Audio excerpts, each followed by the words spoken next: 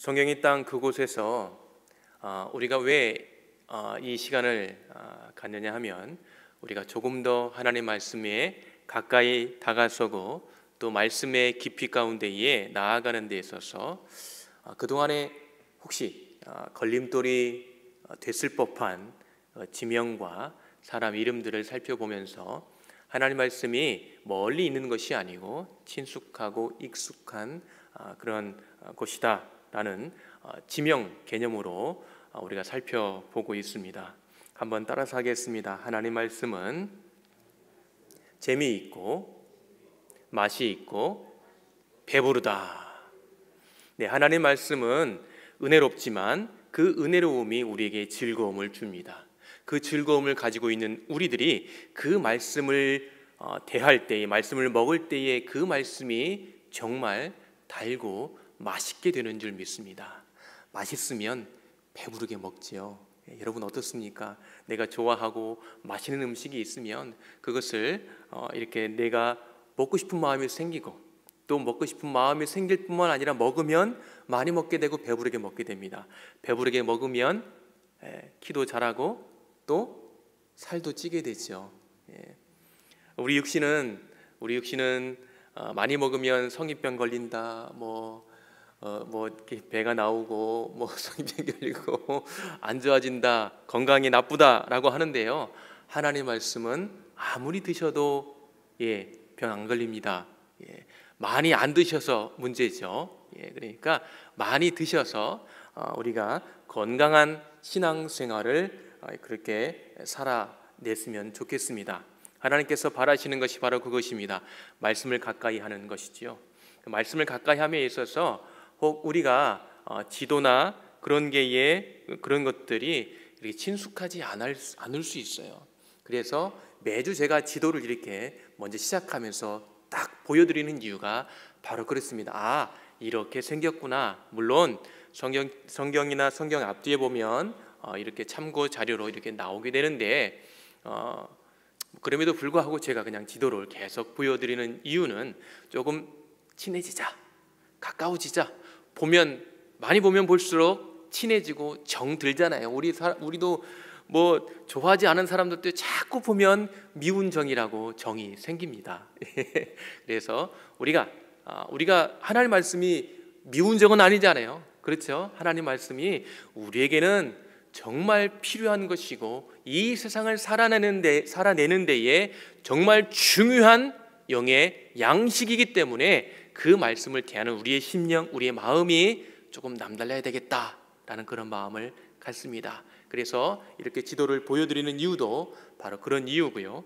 이 지도를 통하여서 조금 더 우리가 가까워졌으면 좋겠다라는 거죠. 그래서 여기 보게 되면 각 지파별로 이렇게 제가 구분을 해놨는데 이 지파별로 구분해 놓은 거 내가 알면 알아서 뭐해 라고 생각할 수도 있겠지만요, 이런 것도 하나 받으면요, 성경을 볼 때 왜 이렇게 반갑고 즐거운지 이 부분이 나오면요 굉장히 반갑고요, 한 번 더 확인해 보고 싶고 지도의 어떤 모습인가, 어떠한 경계선을 이루고 있는가라는 것을 이렇게 보게 되면 굉장히 반갑다는 것 분명히 말씀드립니다.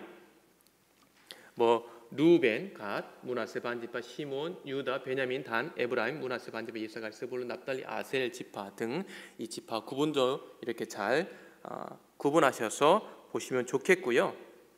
그리고 신약 시대 때에는 이렇게 통치하는 자들이 구분되어진다라는 것도 한번 눈여겨서 색깔별로만 조금 이렇게 딱 사진을 찍어 놓으셔도 아주 큰 도움을 받을 수가 있겠습니다. 색깔 제가 일부러 구분해 놨거든요. 그래서 같은 색깔이 이렇게 모여 있구나, 이렇게 있구나라는 거 이렇게 봐두시면 성경을 또한 이것은 이제 신약 성경을 이해하는 데에 도움을 받을 수 있겠습니다.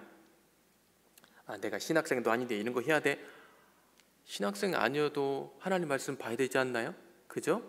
그리고 하나님 말씀에 대해서 궁금해하고 하나님 말씀에 대해서 우리가 조금 더 하나님을 알아가는 지식들을 키워 나가야 됩니다. 그러기 위해서는 우리가 가만히 앉아 있으면 안 돼요. 적극적으로 나서서 그 말씀을 보고 배우고 연구하려고 하는 그런 마음들이 있어야 됩니다. 그렇다고 뭐 교회에서 사역하는 사역자들, 목사님들, 전사님들이 뭐 일자리를 잃거나 그러지는 않잖아요. 그죠? 예. 더 열심히 연구하고 더 열심히 준비해서 더 좋은 양식으로 드리려고 노력하게 되는 줄 믿습니다. 예. 이미 이 나상 한빛교회는 그 은혜 가운데에 풍성히 또 깊이 젖어 있는 줄 믿습니다. 예. 오늘 갈릴리 바다 주변 예수님 사역의 아주 중심되는 지역의 내용들을 우리가 살펴보게 될 텐데요. 먼저 하나님 말씀 잠깐 보겠습니다. 마태복음 11장 20절, 24절 조금 안 보일 수도 있으신 분들은 성경을 펼쳐서 보시면 더욱 도움이 되겠습니다. 예수께서 권능을 가장 많이 행하신 고을들이 회개하지 아니하므로 그때에 책망하시되 화 있을진저 고라시나 화 있을진저 벳세다야 너희에게 행한 모든 권능을 두로와 시돈에서 행하였더라면 그들이 벌써 베옷을 입고 제에 앉아 회개하였으리라. 내가 너희에게 이르노니 심판날에 두로와 시돈이 너희보다 견디기 쉬우리라. 가버나움아 네가 하늘에까지 높아지겠느냐 음부에까지 낮아지리라. 네가 행한 모든 권능을 소돔에서 행하였더라면 그 성이 오늘까지 있었으리라. 내가 너희에게 이르노니 심판날에 소돔 땅이 너보다 견디기 쉬우리라 하시니라. 아멘. 잠깐 기도합니다.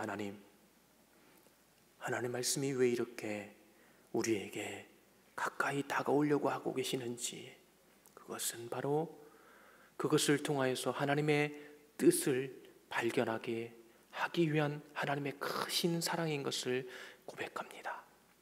주님, 그 사랑의 결정체 예수 그리스도를 이 땅에 보내주시었고 예수 그리스도께서 그 생애 동안 주로 거하시면서 우리에게 말씀을 주시고 또한 그 중심 내용들을 우리에게 주신 그 지역들을 오늘 살펴보기 원합니다. 성령 하나님이여 도와주시고 깨달아 알게 하여 주시옵소서. 예수님 이름으로 기도합니다. 아멘. 갈릴리 바다 주변에 나사렛, 가나, 디베랴, 가버나움, 예수님께서 산상수훈이 있었던 발복산과 벳세다, 고라신, 거라사 등을 오늘 살펴보는 시간을 갖도록 하겠습니다. 제가 강의 중에 이 세미나 중에 혹 제가 말이 빨라지거나 그런 것은 제가 준비한 내용은 있고요. 그리고 그걸 여러분에게 다 쏟아놓고 싶은 그런 욕심이 있어서 제가 어쨌든 이게 좀 시간이 저에게는 좀 넉넉하진 않습니다. 그래서 제가 여러분에게 이렇게 마음껏 좀 쏟아놓고 싶은 그런 마음의 그런 열정에 그런다라고 이해하시고 들어주시면 좋겠습니다. 정보량이 좀 상당히 많이 있거든요. 그러니까 그렇게 이해하시고 들으시면 좋겠습니다. 또 그리고 또 좋은 게 또 유튜브에 올라가잖아요. 그죠?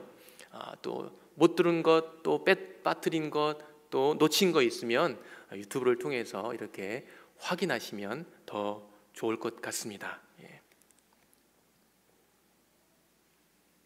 우리가 예수님께서 사역하셨던 예수님의 사역에 아주 중심되는 그런 배경이 됐던 그런 장소들을 오늘 살펴보게 되는데요. 갈릴리 바다, 그리고 갈릴리 바다 주변에 있었던 예수님의 공생의 이전의 삶의 배경이 되었던 곳과 그 다음에 예수님의 공생의 기간 동안의 주 배경이 되었던 장소들을 오늘 살펴보도록 하겠습니다. 동서남북 지역들을 한번 살펴보시고요. 그 다음에 나사렛, 가나, 디베랴, 막달라, 기네렛, 다부가, 가버나움, 고라신, 벳세다, 거라사 등등을 우리가 살펴보는 데에 지도에 이런 위치에 자리하고 있구나라는 것 이렇게 살펴보시고, 지난 시간에 우리가 이 갈멜산과 이스르엘 골짜기 주변을 살펴봤어요. 그죠? 무기토에 서서 북동방향 보고 12시 방향 다볼산 1시 방향, 모레산 2시 방향, 길보아산 9시 방향, 갈멜산 11시 방향, 나사렛. 혹시 노래 기억나십니까? 시켜보기는 좀 거시기 하죠. 그래서 그것을 통해 노래를 통해서 기억하면 참 좋겠다는 생각이 들고, 이게 빨간색으로 표시된 부분이 지난 시간에 살펴본 것이고요. 그 다음에 하늘색으로 이렇게 표시되는 것은 오늘 살펴볼 내용들입니다. 예수님의 생애에 있어서 아주 중요한 그런 배경이 된 장소들은 구약 성경의 스불론 지파와 납달리 지파 땅이었습니다. 이것은 이사야서 9장 1절에 우리에게 예언의 말씀으로 해주셨고요. 전에 고통받던 자들에게는 흑암이 없으리로다. 옛적에는 여호와께서 스불론 땅과 납달리 땅이 멸시를 당하게 하셨더니 후에는 해변길과 요단 저편 이방의 갈릴리를 영화롭게 하셨느니라. 이 말씀을 마태는 인용을 해서 마태복음 4장의 이 예언의 말씀의 성취를 말씀해 주고 있습니다. 스불론 땅과 납달리 땅과 요단강 저편 해변길과 이방의 갈릴리와 흑암에 앉은 백성이 큰 빛을 보았고 사망의 땅과 그늘에 앉은 자들에게는 빛이 빛이었도다. 이 마태복음을 기록한 마태가 이 구약 성경 선지서에 굉장히 능통했던 사람으로 보여집니다.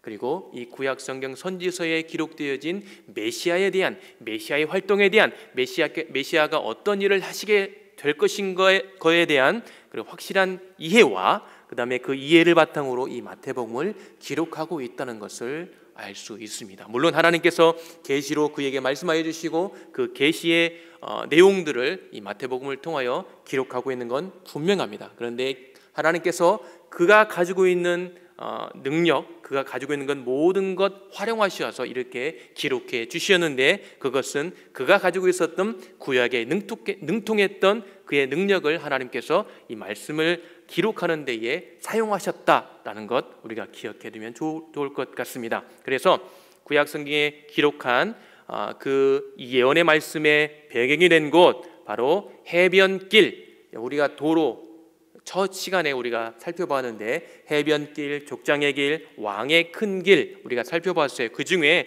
해변길이 예수님의 사역과 관련되어 있는 곳으로서 굉장히 중요한 길이다라는 것.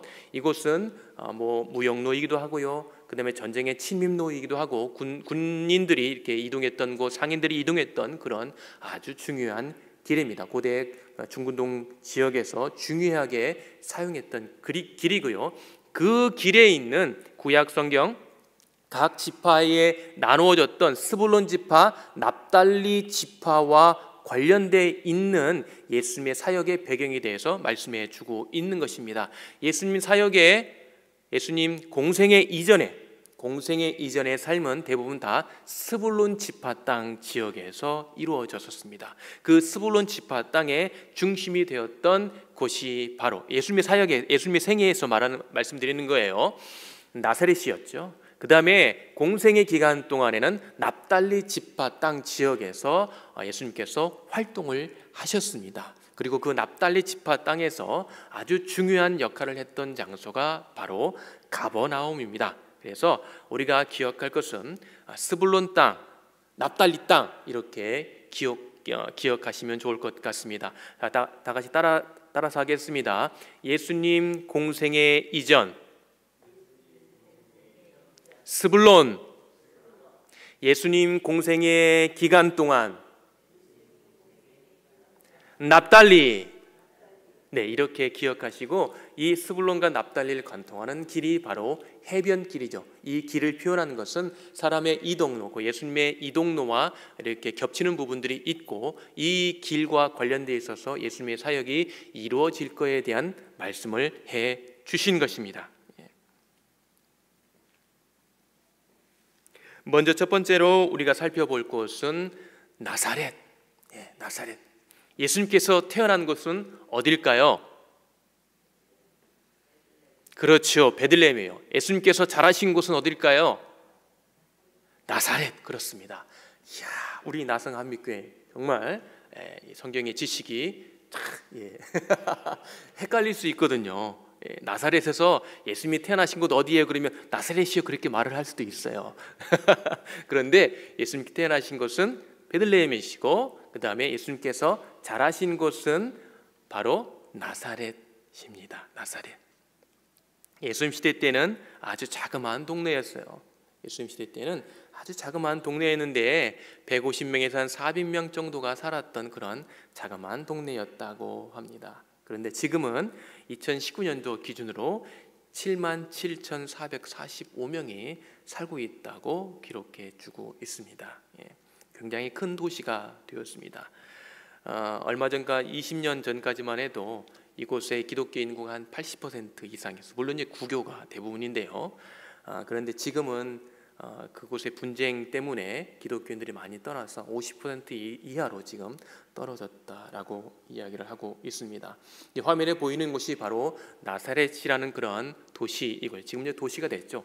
동네가, 조그만 동네가 도시가 되었습니다.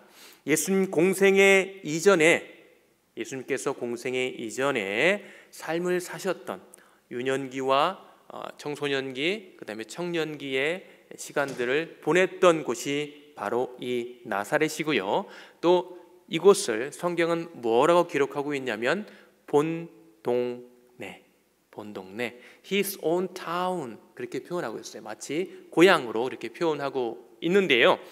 본동네라고 표현한 곳이 성경에 두 군데가 있습니다. 이것은 이유가 있어요. 자, 예수님께서 공생애 이전의 본동네가 어디냐? 그의 메인 그러니까 그 동네가 어디인가, 거주지가 어디였는가 라는 것을 볼 때에 공생애 이전에는 나사렛이었고요. 그 다음에 공생애 기간 동안에 본동네, 그러니까 공생애 기간 동안에 주로 머무시면서 거주하셨던 장소가 있었던 곳은 바로 가버나움이에요. 그래서 성경에 본동네라고 표현하는 곳은 나사렛 그리고 가버나움이에요.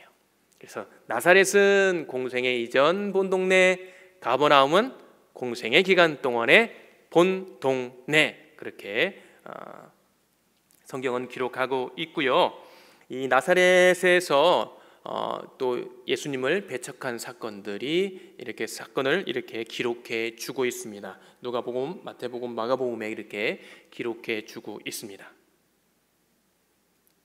자, 그런데 마태복음 2장 23절을 한번 보시면요, 나사렛 사람이라 칭하리라는 그런 표현이 나와요.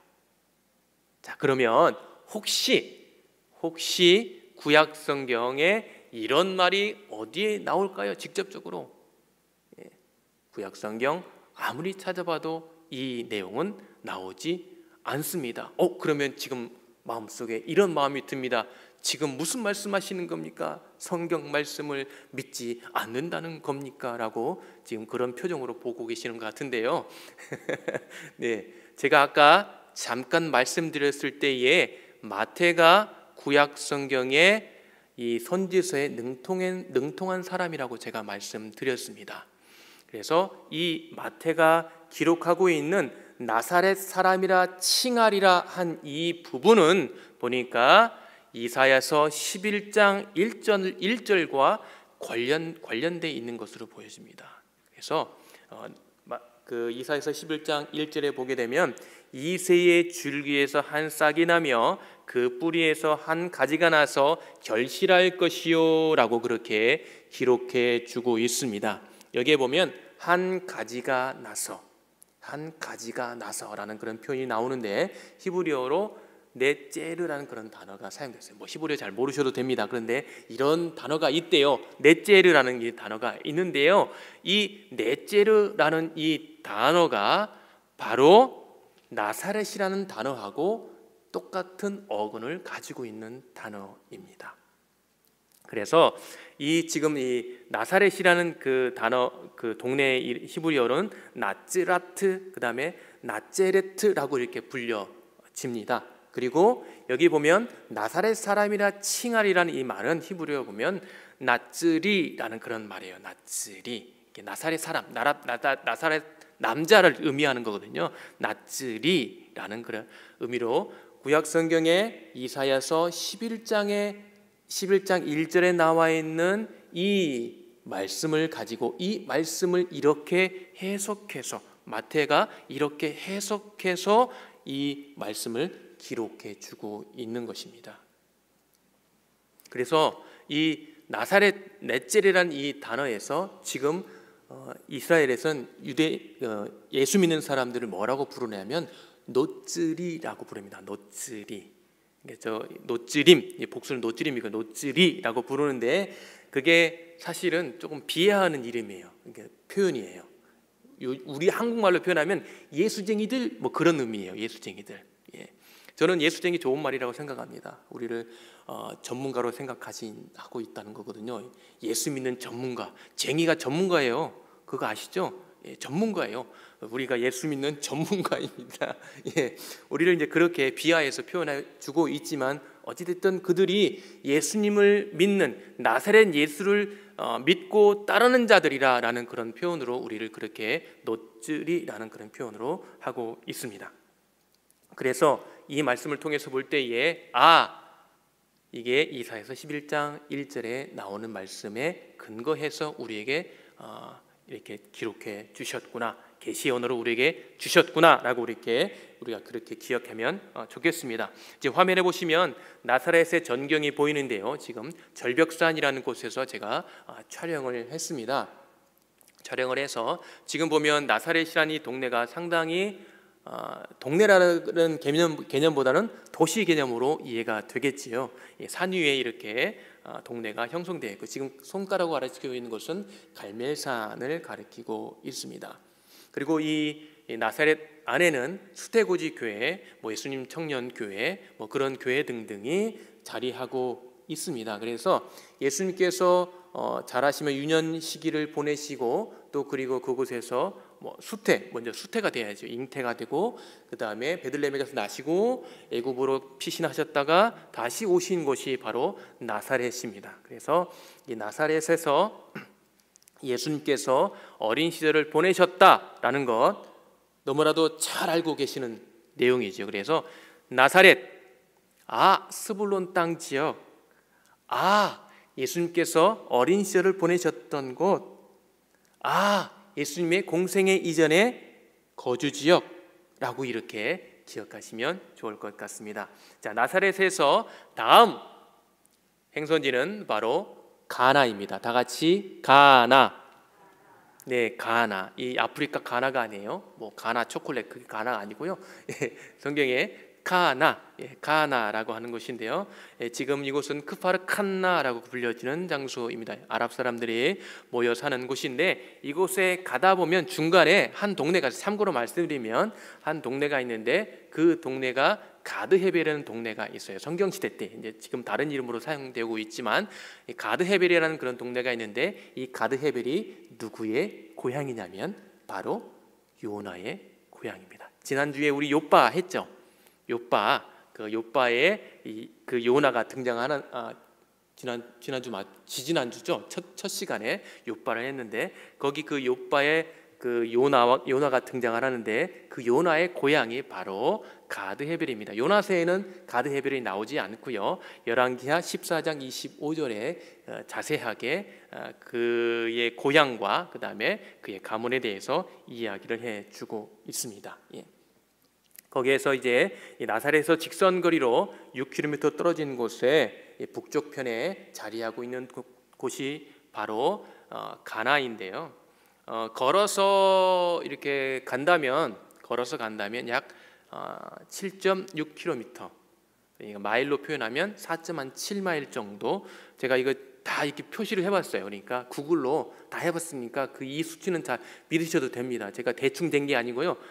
구글로 다 이렇게 측량을 해봤기 때문에 정확하진 않겠지만 얼추 이렇게 이 거리가 되는 곳에 가나가 자리하고 있습니다. 물론 후보지가 다른 곳에 한 곳이 있는데 이곳을 더 많이 선호하고 있다. 크파르칸나라는 것을 많이 방문하고 있습니다. 예수님의 첫 번째 기적의 사건이 있었던 가나에 대한 후보 장소가 크파르칸나, 키르베칸나라는 곳이 있는데 크파르칸나, 지금 사진에 보이는 이 교회가 있는 곳이 크파르칸나라는 곳이에요. 근데 이 가나를 통하여서 우리가 생각해 봐야 될 곳은 이곳이 혼인잔치 교회로 기념되고 있는 곳이거든요.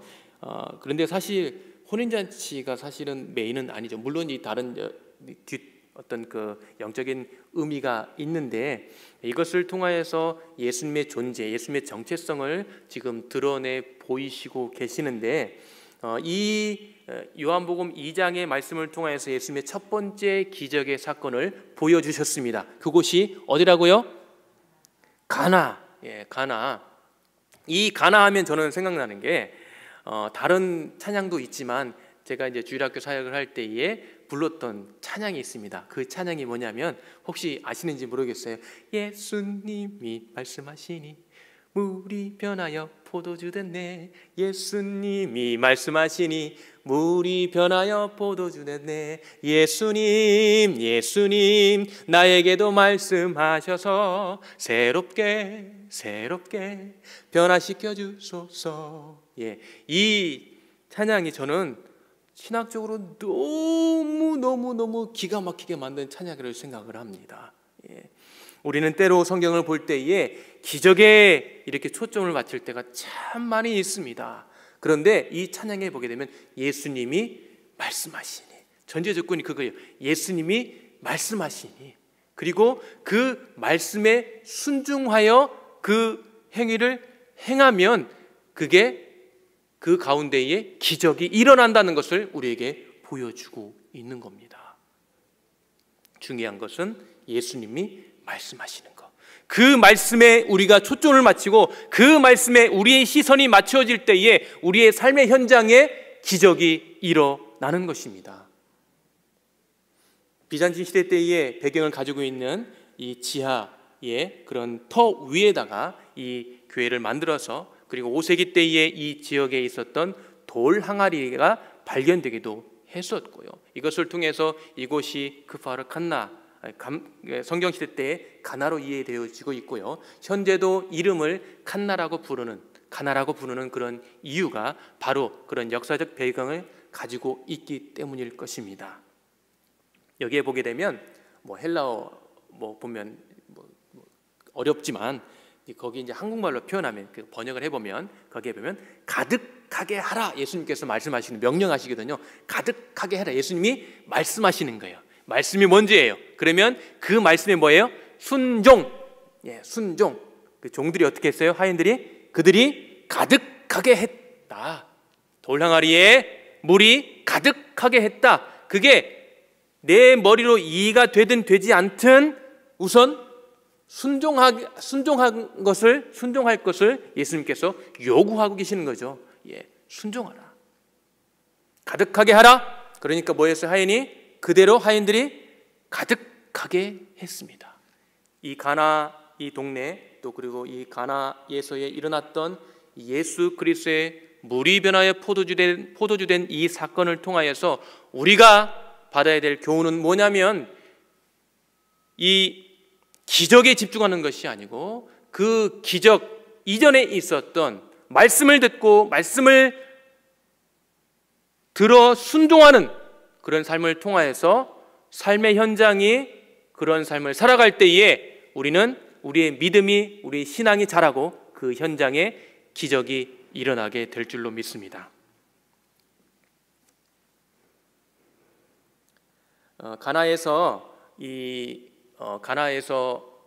나사렛에서 가나를 가는데 보통 일반적으로 그 당시에 예수님께서 예수님의 어머니 마리아가 초청을 받아서 간 거리로서는 이곳이 더 적합하다라는 생각이 계속해서 저는 들게 됩니다.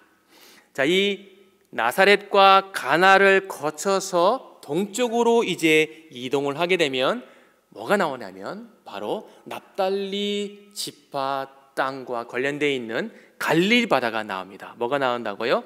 갈릴리 바다. 자, 바다 하면 우리는 늘 태평양, 여기는 태평양이죠. 한국의 동해, 서해, 남해 그렇게 생각하는데요. 성경의 이 구약 시대 때의 히브리식 사고 방식에는 사실 바다와 호수 개념이 특별히 나누어져 있지 않았습니다. 물론 이제 표현들은 있어요. 짧게 몇 구절을 통해서 연못이라는 의미로 사용된 단어가 있긴 한데 사실 이 바다라는 개념이 넓은 물, 물이 많이 모여 있는 곳 또는 물이 모여 있는 곳, 심지어 작은 물이 모여 있는 곳도 바다로 표현하고 있습니다. 그래서 이 성경의 땅에 그곳엔 바다가 염해, 갈릴리 바다, 그 다음에 지중해가 있어요. 그래서 이 바다들이 어떤 단어를 사용하고 있냐면 히브리어 얌이라는 단어를 사용해요. 그래서 성경의 땅 그곳에 바다를 우리가 생각해 보면 얌얌얌이라고 생각하시면 돼요.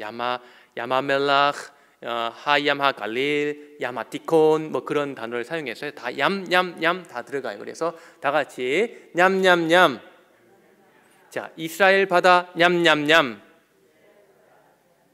그렇습니다. 이스라엘의 바다가 이렇게 염해, 갈릴리 바다, 지중해 이렇게 있는데 예수님과 관련되어 있어서는 갈릴리 바다예요. 갈릴리 바다. 성경에는 긴네렛 바다, 구약 성경에 뭐 긴네렛, 그리고 뭐 게네사렛 호수, 신약 성경에 그렇게 표현되기도 하는데요.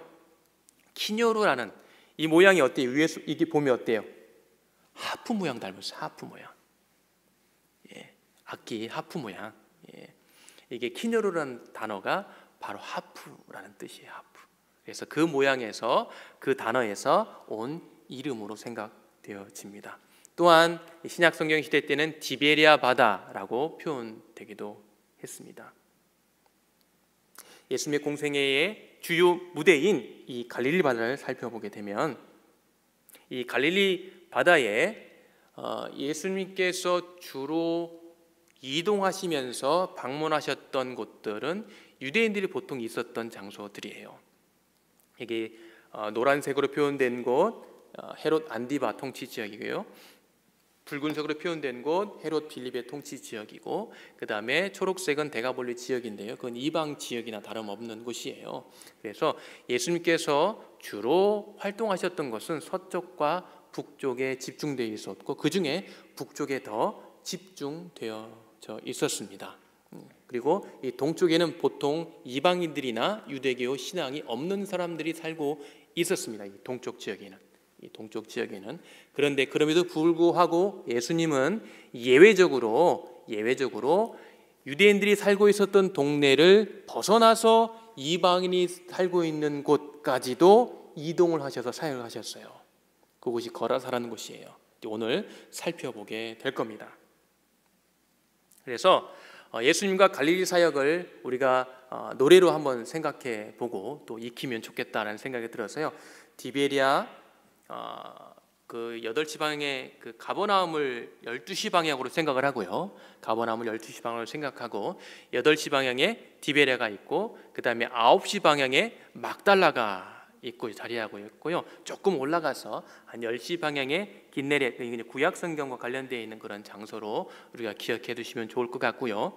그 다음에 거기 조금만 올라가서 한 11시 방향에 팔복교회 팔복산과 그 다음에 타부가라고는 그 베드로 수익권 교회 요한복음 21장과 관련된 장소이고요. 가버나움은 예수님의 공생애의 본 동네 이렇게 기억하시면 되겠고, 그리고 11시 반 방향에는 고라신이라는 그런 동네가 있습니다. 고라신.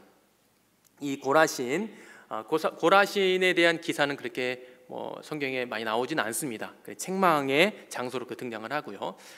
베세다 1시 방향에 베세다라는 그런 동네가 있습니다. 구약 성경의 그술 지역으로 불려지는 곳입니다. 그리고 3시 방향에는 거라사라는 곳. 신약 시대 때에는 게르게르사라고 불려졌던 그런 장소이기도 합니다.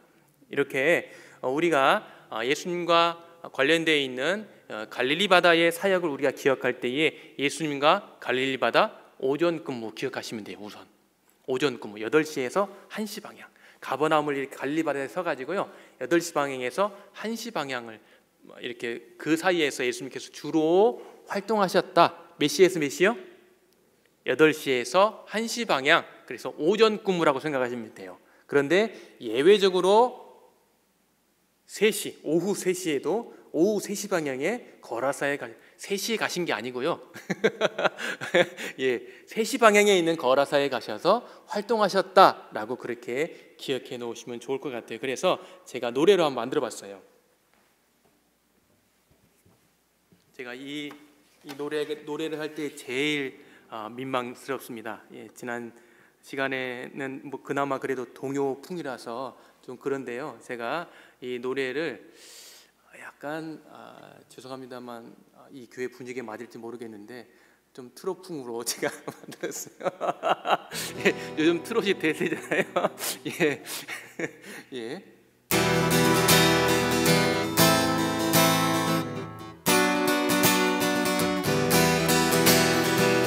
예수님과 갈릴리 바다 오전 근무야 8시 리베랴 9시 막달라 11시 긴네레 10시 긴네레 11시 발복교회 타부가 12시 가버나움 마차 11시 반 고라신 점심 1시 베세다 연장됐시 돼지거라사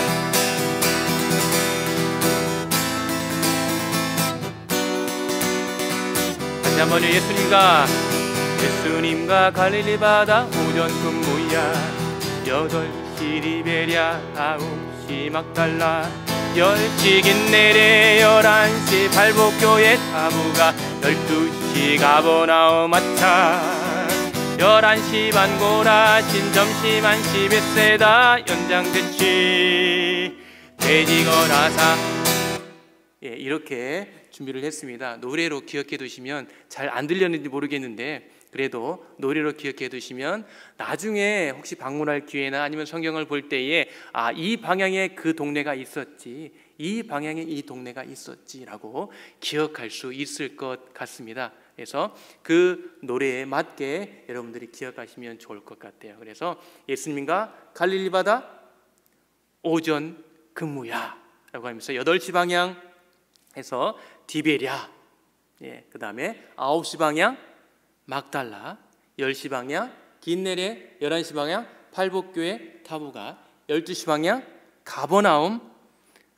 그러니까 아차 깜빡했어요. 11시 반 방향에. 그래서 고라신, 아차 11시 반 고라신, 점심 1시 베세다, 연장 3시 이 돼지 거라사. 제가 일부러 돼지 거라사라는 그런 가사를 넣어놨어요. 왜냐하면 이 돼지는 유대인들에게 부정한 음식이란 말이에요.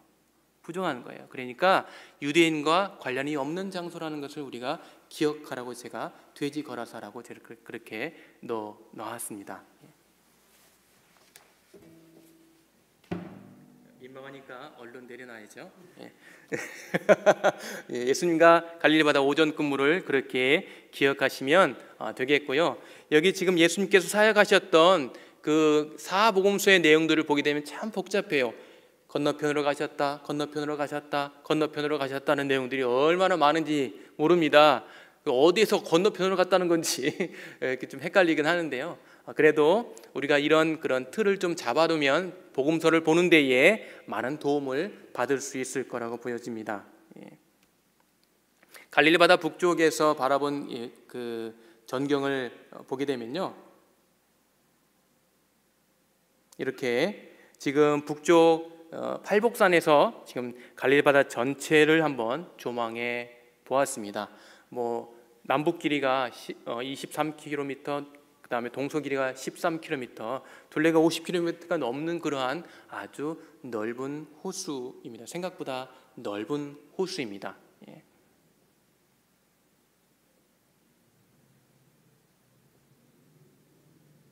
나사렛에서 한 25km 정도 떨어져 있는데, 제가 다음 나사렛에서 갈릴리 바다 갈 때에 직선 거리로 약 24.6km, 한 15마일 정도 되는 곳에 자리하고 있습니다.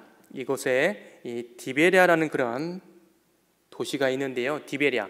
성경에는 예수님께서 디베랴라는 이 도시에 방문한 기록은 없어요. 방문해서 무슨 사역을 했다, 뭐 지나가거나 아니면 뭐 방문한지도 모르겠는데 그곳에서 사역한 기록은 없어요. 방문해서 누구를 만나고 무슨 기적을 행하고 했던 기록은 없습니다. 그런 다만 보면 디베랴의 갈릴리 바다, 그다음에 디베랴에서 베드리, 그다음에 예수께서 디베랴 호수라는 그 표현을 통해서 이 갈릴리 바다의 또 다른 이름으로서 등장하는 곳이에요. 그래서 디베랴 바다, 헤롯 안디바에 의해서 주후 20년경에 건설된 도시이고요. 이곳은 주후 135년 이내 바르코크바 항쟁 이후에 예루살렘에서 추방된 유대인들이 와서 거주하면서 유대교의 꽃을 피운 곳이에요. 유대교의 꽃을 피운 곳. 예루살렘이 아니고요, 유대교의 꽃이 이곳 이 갈릴리 지방에서 피었습니다. 그래서 지금도 이 갈릴리 지방 주변에 보면 유명한 랍비들의 무덤들이 있습니다. 이곳에서 주후 4세기에 예루살렘 탈무드가 완성됐어요. 탈무드 들어보셨죠? 탈무드는 다 들어보셨을 거예요. 탈무드가 두 가지가 있는데 예루살렘 탈무드, 바빌론 탈무드가 있어요. 그런데 이곳에서 예루살렘 탈무드가 집대성화된 곳입니다. 성경에 보게 되면 장로들의 전통이란 말이 나옵니다. 장로들의 전통. 마태복음 15장, 마가복음 7장에 기록되어져 있는데, 율법은 성문 율법인 토라와 곧 구약 성경의 십계명 그리고 모세 오경이 있는데, 시대의 변천에 따라서 해석과 실천적 내용이라고 할 수 있는 그런 구전 율법이 생겨나게 됐어요. 왜냐하면 시대가 바뀌잖아요, 그죠? 새로운 것들이 생깁니다. 그래서 이것을 사용하느냐 말 것이냐, 이 처음에 만약에 이 종이 생겼을 때에 교회 안에서 사용할 것인가 말 것인가에 대한 어떤 논의가 있었을 거 아니에요. 구약 성경도 마찬가지예요. 구약 시대 때에도 이거를 새롭게 생긴 새로운 문화들이 생기면서 이것을 하느냐 말 것인가 말 것인가에 대해서 고민하고 또 토론하고 그것을 체계화시켰는데, 그것이 구전율법으로 내려오게 되었습니다. 그래서 이 구전율법을 장로들의 전통이라고도 표현하고 있습니다. 그래서 이 구전율법을 성문화시킨 것이 미시나라는 것인데, 잘 모르셔도 돼요. 근데 이제 이 미시나하고 게마라, 이것을 주석한 사람들이 있어요. 그래서 그 주석들을 달게 되는데, 이것을 합친 내용이 바로 탈무드입니다. 탈무드가 굉장히 방대해요. 이건 뭐 너무 길게 안 해도 될 것 같아요. 그런데 장로들의 전통이 바로 구전율법이다. 구약 성경의 구전율법이다라는 거, 성경을 보실 때 장로들의 전통이 뭐였지? 이 뭐야? 라고 생각하실 때 이 내용을 기억해 두시면 좋을 것 같고요. 그 다음에 9시 방향에 막달라라고 있어요. 막달라 마리아의 고향이에요. 그러니까 마리아가 여러 명이 있는데, 성경에 마리아 여러 명 나오죠? 성경에 막달라가 나오는 마리아가 나오는데, 이 마리아 중에 한 사람이 막달라 마리아가 있는데, 이 막달라는 지명 이름이에요. 동네 이름. 그래서 막달라 지방 출신 마리아라는 거예요. 우리 한국에 그런 표현 쓰지 않습니까? 옛날에 어디 청주에서 시집 왔어요. 그러면 그 세댁을 어떻게 불러요? 청주댁이라고 부르잖아요. 청주 출신 세댁이 왔어요. 그래서 청주댁이라고 부르는 거예요. 이 당시에도 이제 그런 비슷한 출신지를 앞에 넣어서 그 사람의 어떤 정체성을 드러나게 했습니다. 이렇게 구분하기 위해서. 그래서 막달라 출신 마리아라는 곳인데, 막달라의 고향이 바로 막달라 마리아의 고향이 여기에 헷갈리네요. 막달라 마리아의 고향이 이곳 막달라, 이곳에 이 9시 방향에 자리하고 있습니다. 히브리어는 미그달이라는 그런 단어를 사용하고 있어요. 예수님 시대 때의 1세기 때와 그 다음에 4세기 때의 유물들이 지금도 발견되고 있습니다. 예수님 시대 때의 배는 어떤 모양이었을까 늘 궁금해했다고 합니다. 학자들이. 여러분, 그렇지 않습니까? 예수님께서 갈릴리 바다에서 이동을 하실 때 배를 많이 이용하셨어요. 그죠? 이쪽에서 저쪽으로 건너가시고 저쪽에서 이쪽 건너오시고 할 때에 배를 많이 이용하셨는데, 그러면 그 당시에 배는 어떤 모양이었을까? 1986년에 1월 달에 그 지역의 갈릴리 지방에 극심한 그 가뭄이 일게 되었고요. 그 가뭄 때문에 그 나무 조각들이 발견됐어요. 그 나무 조각들이 바로 예수님 시대 때의 배였던 거예요. 주전 120년에서 주후 40년 사이에 사용했던 배라고 이제 그 연대 측정을 해보니까 이렇게 나왔습니다. 결과물이 나왔습니다. 길이 8.2m, 폭이 2.3m 정도 되는 그러한 조그만 배 모양이 나왔어요. 이 비잔틴 시대 때에 만들었던 이 모자이크 형태의 이 모양이 그대로 실제로 있었다라는 거, 그게 고고학적으로 발견이 됐어요. 놀랍죠? 그래서 그 모양을 복원해서 그려봤더니 이런 모양이에요. 화면에 보이는 이런 모양이고요. 그 다음에 만들어봤더니 이런 모양으로 만들어지게 되었습니다. 그러니까 우리가 생각한 뭐 큰 배가 아니라는 거 뭐 다 아시겠죠? 큰 배, 그리고 뭐 철선도 아니고요. 나무로 만든 배였습니다. 그것을 복원해서 지금 보관하고 있는 이게 실제 예수님 당시의 배예요. 예수님이 타셨는지 안 탔는지 모르죠. 우리는 모르는데 어쨌든간 그 당시의 배라는 거예요. 그 당시 배 모양이 이렇게 됐고요. 그 모양을 홀로그램으로 이렇게 복원해 보니까 지금 화면에 보고 계시는 것처럼 저 모양이 되었다라는 거예요.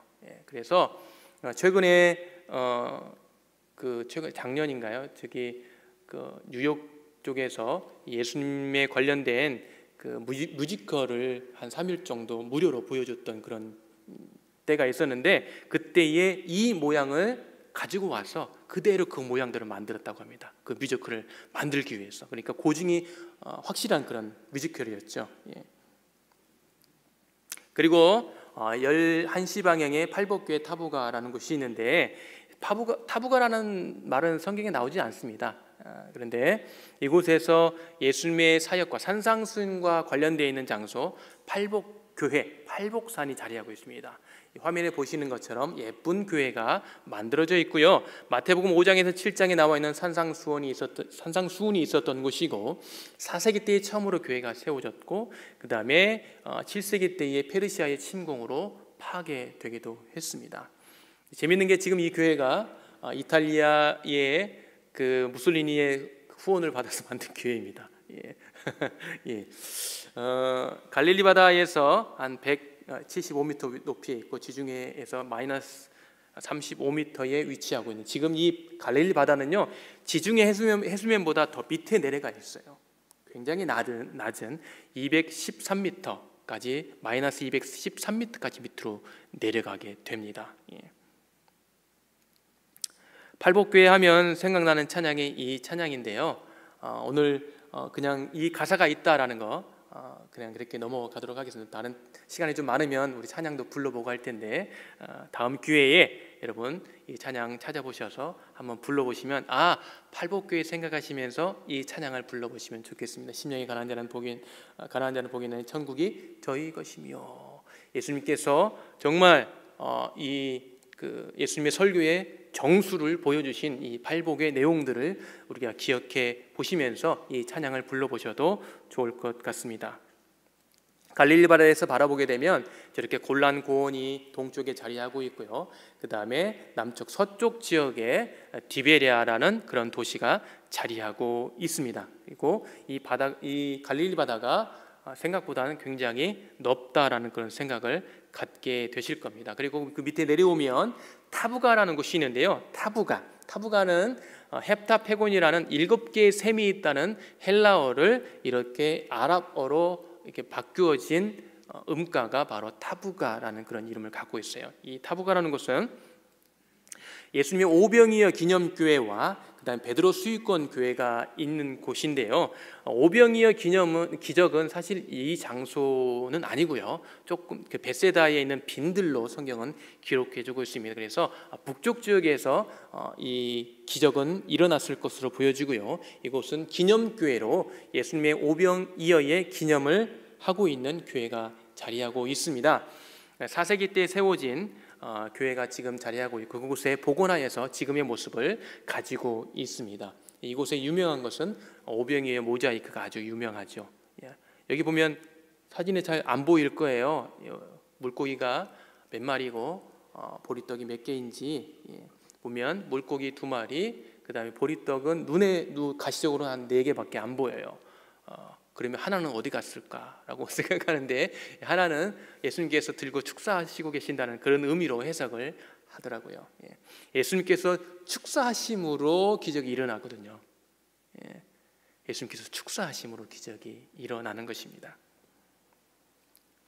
그리고 그 옆에는 베드로 수유권 교회라고 요한복음 21장과 관련되어 있는 아주 중요한 장소입니다. 예수님의 공생의 기간 동안 그리고 예수님께서 부활하신 이후 갈릴리 사역의 아주 클라이막스를 보여주는 곳이 바로 이 베드로 수익권 교회입니다. 요한복음 21장 말씀을 통하여서 베드로에게 계속해서 물어봅니다.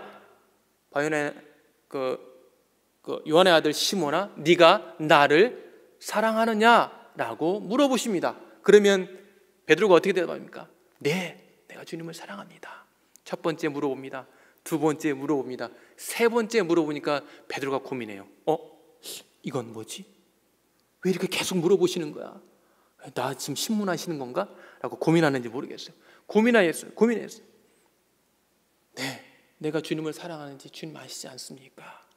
그럴 때에 그 한 번 한 번 물어볼 때마다 예수님께서 뭐라고 말씀하시면 내 어린 양을 먹이라, 내 양을 치라, 내 양을 먹이라 라고 말씀하고 계십니다. 우리는 예수님의 요구, 예수님의 물어보심, 우리를 향하여서 네가 나를 사랑하냐 라고 물어보실 때에 우리의 대답은 늘 뭐라고 대답해야 됩니까? 네, 내가 주님을 사랑합니다. 100번을 물어보든 1000번을 물어보든 10,000번을 물어보든 10만 번을 물어보든 영원토록 우리의 고백, 우리의 입술에서는 네, 내가 주님을 사랑합니다라고 고백해야 됩니다. 고민하지 말고 네, 내가 주님을 사랑합니다. 지금 한번 고백하겠습니다. 네, 내가 주님을 사랑합니다. 주님을 사랑하는 자들에게 예수님께서 이렇게 말씀하신 명령하십니다. 내 어린 양을 먹이라, 내 양을 치라, 내 양을 먹이라 라고 말씀하고 있습니다. 이게 정말 중요한 겁니다. 우리가 그리스도인으로서 예수 그리스도를 믿고 예수 그리스도를 믿음으로 그분께 사랑을 고백하는 우리들의 삶의 모습에서 어떠한 삶을 살아가야 될 것인가? 그것은 내 양을 먹이라. 예수님께서 우리에게 허락하신 어린 양을 먹이고 양을 치고 양을 먹이라라고 말씀하고 있습니다. 이것은 우리 사역자들, 목사님들, 전도사님들에게만 주어진 사역이 아닙니다. 예수 그리스도를 사랑한다고 고백하는 모든 이들을 향하여서 예수님께서 이렇게 요구하고 있습니다. 이렇게 명령하고 있습니다. 내 어린 양을 먹이라, 내 양을 치라, 내 양을 먹이라 라고 말씀하고 있습니다. 오늘 이 자리에 앉아있는, 그리고 화면을 통하여 이 자리에 참석한 모든 분들이 예수 그리스도를 향한 고백, 예수 그리스도를 향한 사랑의 고백을 끊임없이 하시면서 그 사랑의 고백을 하는 자답게 이 세상을 살아가면서 어린 양을 먹이고 주님께서 맡겨주신 어린 양, 어쨌든 여러분들은 지금 좋든 싫든 믿음의 선배가 되었습니다. 먼저 우리 뒤에 믿는 사람보다 어쨌든 선배가 되었잖아요. 선배가 된 자로서 하나님께서 보내주신 자들을 먹이고 치고 먹이는 삶을 살아야 되는 줄 믿습니다. 오늘 요한복음 21장의 말씀이 배경이 된 이 베드로 수익권 교회에서 그 은혜가 넘쳐나기를 간절히 소원합니다. 그래서 이곳도 갈릴리 바닷가에서 주님은 시몬에게 물으셨네. 사랑하는 시몬아, 넌 날 사랑하느냐? 오 주님, 당신만이 아십니다. 갈릴리 바닷가에서, 갈릴리 바닷가에 주님은 여러분의 이름을 넣어서 한번 해보겠습니다. 주님은 진우에게 물으셨네. 사랑하는 진우야, 넌 날 사랑하느냐? 오 주님만이 아십니다. 아멘.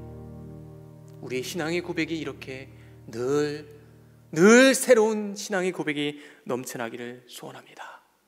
다음으로 살펴볼 것은 가버나움인데요. 이 가버나움, 예수님의 공생의 기간 동안에 중심이 되었던 이 가버나움, 예수님 공생애의 베이스 캠프, 본부 역할을 했던 이 가버나움에서 수많은 일들이 일어났습니다. 먼저 마태복음 4장에 보니까 예수님께서 가서 사시니, 가서 거주하셨다, 곧 가서 그곳을 본부로 삼으셨다라고 말씀하고 있습니다.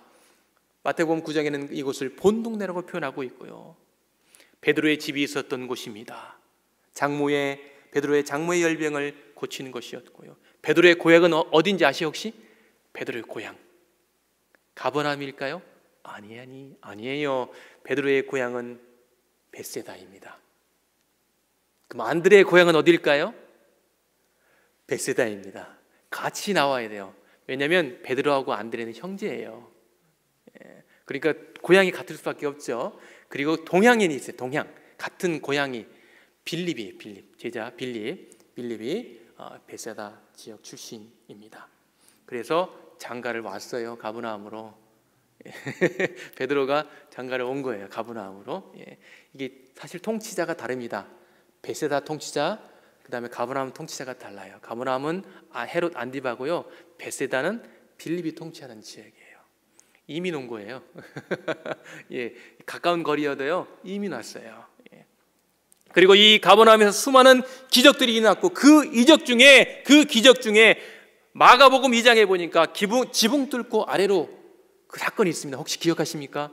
여러분, 그 중풍병자를 친구들이 들것을 들고 가지고 올라가가지고 지붕에 올라가서 지붕을 뜯어서 내려서 낫게 한 그런 사건이 있는데, 이 사건이 정말 중요한 사건입니다. 왜 중요하냐?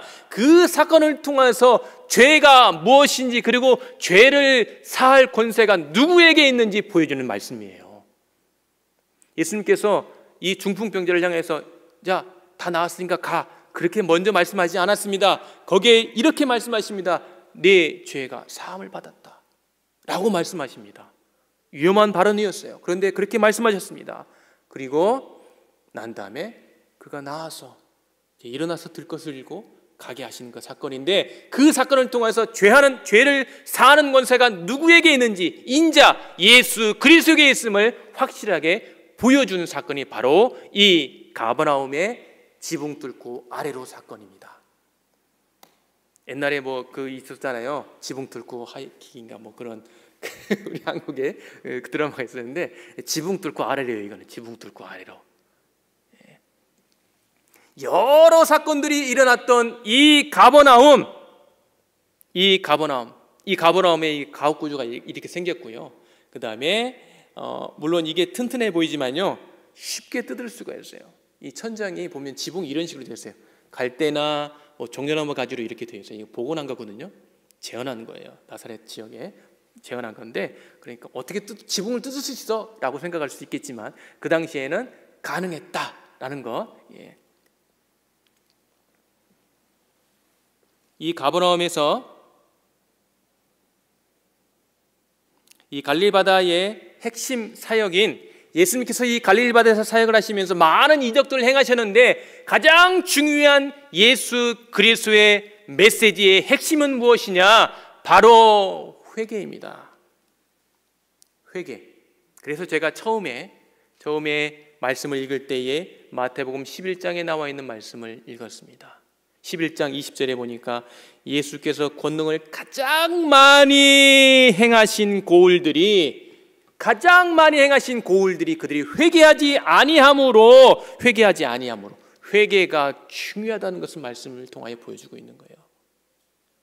이적도 중요하지만 그 이적을 통하여 예수님께서 무엇을 요구하고 계시냐? 회개를 요구하고 있습니다. 그들이 회개하지 아니함으로, 예수님께서 사역하시는데 주로 많은 이적들을 행했던 동네가 바로 가버나움, 벳세다, 고라신이었습니다. 성경이 그렇게 기록해 주고 있잖아요. 화 있을진저 고라시나 화 있을진저 벳세다야 하시면서 이들을 향하여 엄청난 책망을 하고 계십니다. 가버나움을 향하여서 책망을 하고 계십니다. 그들이 회개하지 아니함으로. 그래서 이렇게 보니까 연결해 보니까 삼각형이 되며, 그래서 저는 이것을 예수님의 책망 삼각주라고 명명을 했습니다. 여러분 기억하실 때에 예수님의 책망 삼각주, 그러면 고라신, 벳세다, 가버나움 다 같이 예수님의 책망 삼각주, 고라신, 벳세다, 가버나움. 그렇습니다. 이 책망 삼각주를 통하여 보여주시고자 했던 것이 무엇입니까? 바로 회개입니다. 회개. 이 회개의 모습을 선포하고 있는 예수님의 이 모습을 어디에서 발견할 수 있어요? 그 근원을 여기 보면 마가복음 2장에 아까 말씀드렸던 지붕 뚫고 아래 사건을 통해서 죄의 문제가 굉장히 중요한 것을 보여주시고, 그 죄가 선포될 때에 회개의 자리로 나아가야 되는 우리의 모습을 향하여서 그렇게 회복되기를 원하시는 그 말씀을 우리가 기억해야 되겠습니다. 고라신에 이제 모세의 자리가 있고요. 이제 마태복음 23장에 보게 되면 그 말씀에 응한 고고학 유물도 이렇게 발견되기도 했습니다. 여기가 이제 고라신인데요.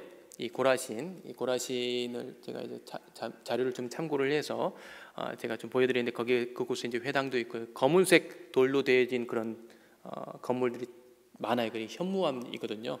그것이 주변에 흔하게 있는 거예요. 헐몬산이 화산이었고 그 골란고원이 이런 현무암들이 굉장히 많이 있는 곳입니다. 그래서 이 검은색 돌 현무암으로 만들어진 그런 곳이었다. 이 고라신에 보게 되면 이게 무슨 모양 같아요? 메두사예요. 메두사. 이게 써 있잖아요. 예, 회당 안에, 유대교 회당 안에 메두사가 이렇게 표현됐어요. 이미 유대교가 이 그리스, 이 헬라 문화를 많이 받아들였고, 그리고 이미 타락해 있었구나라는 것을 보여주는 거예요. 이게 엄청나게 우리에게 많은 시사를 해주는 거예요. 이 벳세다가 고향을 갖고 있는 사람이 누구라고요? 베드로, 안드레, 빌립. 그렇지요. 훌륭하십니다. 그렇습니다. 이 벳세다가 바로 이 세 제자의 고향이고 예수님의 책망의 삼각주 중에 한 곳이고요. 이 후보지가 이제 두 장소인데 그 중에 이제 하나, 이곳 에텔이라는 그런 장소가 벳세다로 그렇게 알려지고 있는 곳입니다. 그리고 마가복음 8장에 보게 되면 이 맹인이 있는데 그 맹인을 고치신 사건이 있었던 장소도 이 벳세다입니다. 이게 지금 갈릴리 바다예요. 화면에 보이시죠? 예, 갈릴리 바다. 지금 파도 치는 거 보이시죠? 호수라고 보기엔 좀 믿기가 좀 어렵죠. 예, 지금 광풍이 불 때에 헐몬산의 차가운 바람과 지중해의 따뜻한 바람이 만나면 이렇게 광풍이 일어나기도 합니다. 바람이 일어나요. 정말 광풍이 일어나나? 일어납니다. 그러면 이 정도 바람에 어떻게 배가 사람이 위험할 수 있어? 근데 그 당시에 배의 모양을 생각해야 돼요. 배의 규모. 예수님 당시 아까 배의 규모 말씀드렸죠? 예, 그 배의 규모를 생각한다면 생명의 위협을 받을 만한 하죠. 충분히. 예, 그래서 우리가 이해할 때에 광풍이 일어나는 이 사건, 이 갈릴리 바다에 그런 일들이 가끔 일어나는구나. 지금도 일어납니다. 자, 그리고 이 광풍 사건 이후에 거라사로 이렇게 연결이 되는 거예요. 거라사는 이방 지역이에요. 그걸 어떻게 알 수 있어요? 돼지를 친다는 것을 알 수 있어요. 돼지를 친다는 것을 통하여서 그곳이 이방 지역이다라는 것을 알 수 있습니다. 아이고, 오늘따라 막 말을 빨리 하고 됩니까? 막 발음도 꼬이고 죄송합니다. 제가 원래 이게 좋은 아나운서 같은 그런 발음을 하는 사람인데 오늘따라 이렇게 꼬이네요. 예, 거라사. 마태복음 8장과 마가복음 5장, 그 다음에 누가복음 8장 말씀을 통하여서 거라사 지방에 가서, 거라사인이 살고 있는 지방에 가서 예수님께서 그곳에 군대 마귀 들린 자를 고치시고 그 마귀를 쫓아내신 사건의 배경이 된 곳입니다. 거라사. 이 거라사라는 지방은 사실 이 데가볼리 지역에 있는 한 도시예요. 그런데 그곳의 지방을 의미하는 거고요. 그리고 이 거라사인이 살았던 그 동네에는 옛날 당시에는 예수님 당시 예수님 로마 시대 때에 당시에는 게르게르사라는 그런 이름을 가지고 있는 곳이고요. 지금은 쿠룻이라는 이름을 갖고 있는 곳입니다. 그래서 아랍인들이 살고 있었던 동네인데요. 그것이 쿠룻이라는 이름을 갖고 있는 곳이 성경에 나오는 거라사, 돼지 거라사, 그렇게 기억하셔서 이 군대 마귀를 쫓아낸 기적의 사건, 그리고 그 기적의 사건이 일어나고 사람들은 자기 경제 활동에 유혹을 받으니까 예수님을 쫓아냈어요. 제발 가주시오, 우리 떠나시오, 우리 다 망해, 쫄딱 망해요, 가주시오 라고 했던 것이 바로 이 거라사입니다. 그래서 우리가 가버나움에서 이렇게 건너편이 바로 거라사였어요. 이 거라사로 가는 중에 아까 보셨던 광풍을 만난 거예요. 그리고 광풍을 잠잠케 하시고 도착하는 곳이 거라사이고, 거라사에서 군대 마귀를 쫓아낸 사건이 일어나게 되었습니다. 이곳이 바로 이 골란고원 가까이에 있는 이 쿠르시의 비잔틴 시대 때의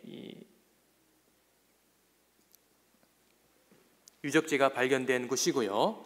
그래서 예수님과 갈릴리 바다 사역들을 우리가 자세히 살펴본 시간이 며칠을 해도 부족할 겁니다. 그런데 우리가 이것을 통해서 지역과 방향과 어떤 지명 이름들을 우리가 확실하게 기억해 두면 좋을 것 같고요. 그건 노래를 통해서 예수님과 갈릴리 바다 오전 근무야, 8시 디베랴, 9시 막달라, 10시 긴네레, 11시 발복교회, 타부가, 12시 가버나움, 아차, 이게 이제 중요해요. 아차, 이게 중요해요. 예, 11시 반 고라신, 점심 1시 벳세다, 연장 3시 돼지 거라사. 이렇게 해서 예수님의 갈릴리 바다 주변에서의 사역을 우리가 그렇게 기억하면 좋겠습니다.